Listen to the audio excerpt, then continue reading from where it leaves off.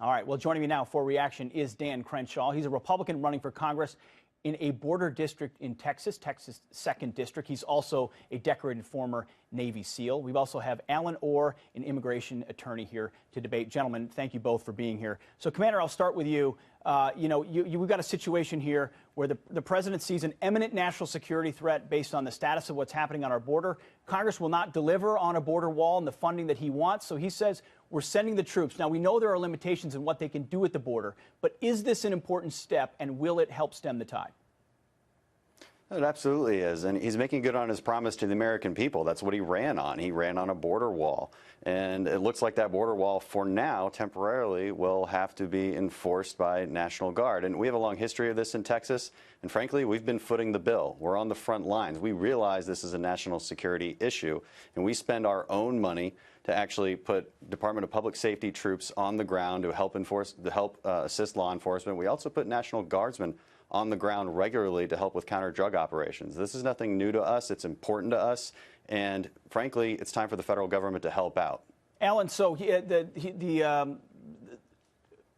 Dan Crenshaw just mentioned the Department of Public Safety in Texas. Based on their statistic from 2011 to 2012, over 245,000 criminal illegals have been arrested in Texas alone. Over 1,000 homicides, 77,000 arrests, assault arrests, 78,000 drug arrests, 7,000 sexual assault arrests. These are illegal aliens in Texas alone arrests between 2011 and 2018.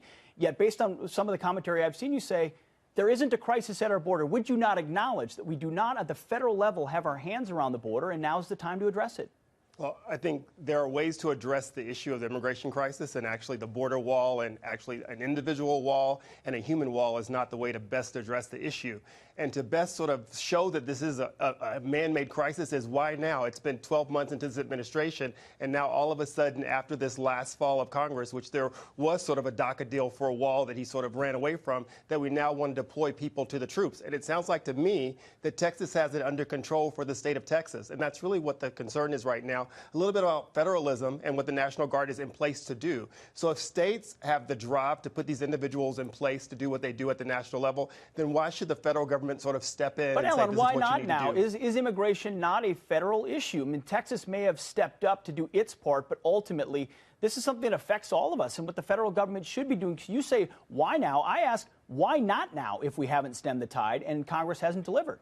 Right, because there's no way to put humans in the way of the danger of standing at the border, one for the National Guard officers, because when you think about National Guard officers, they're part of communities. They're firemen and police officers and teachers that are part of communities that keep them striving, keep them safe. So you're removing people from communities and putting them at the border for a threat that doesn't exist. For what reason, right? Well, there's no number, there's no caravan. So sort of show me the statistics of why now 400,000 needed. The threat that doesn't exist. Dan, I'll go to you as well. I rattled off those statistics. Yeah. 245,000 criminal illegals since 2011 to 2018 arrested in Texas alone. We're talking homicides, assaults, drugs, sexual assault, over 10,000 for weapons.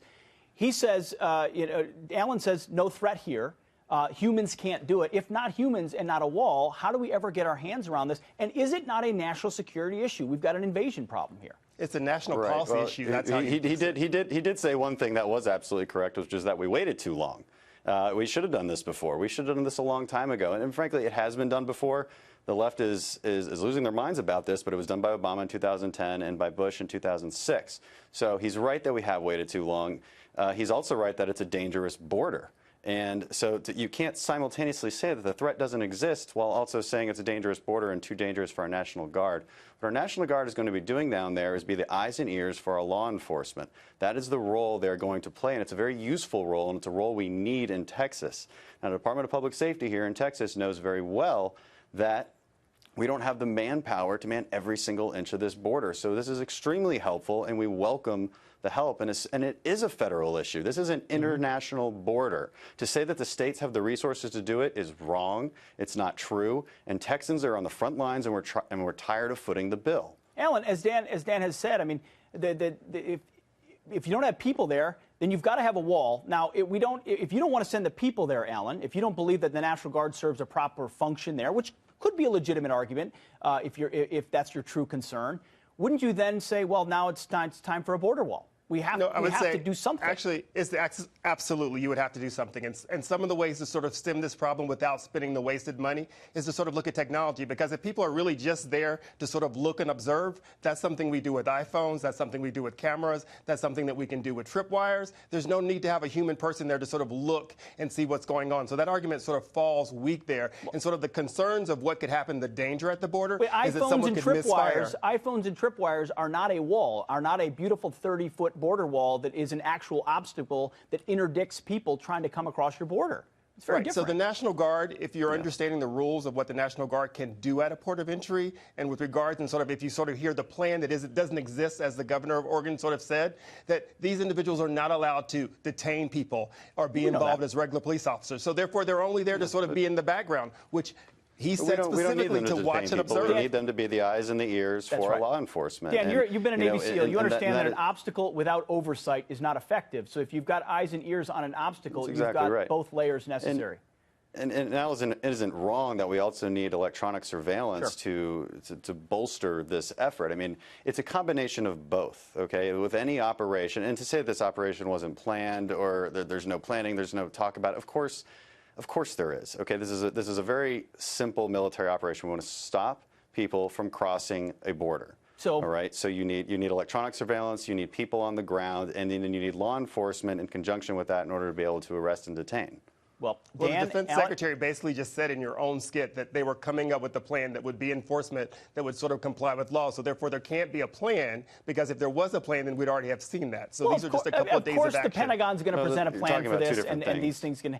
At least we can all agree that we need a border wall, right, Dan? No, we don't need a border wall. Absolutely, we can agree on that. I appreciate your time. And this is a temporary solution until temporary solution, because Congress cannot get out of their own way. Appreciate both of your time this evening. Right, and that's why I'm running for Congress. You got it.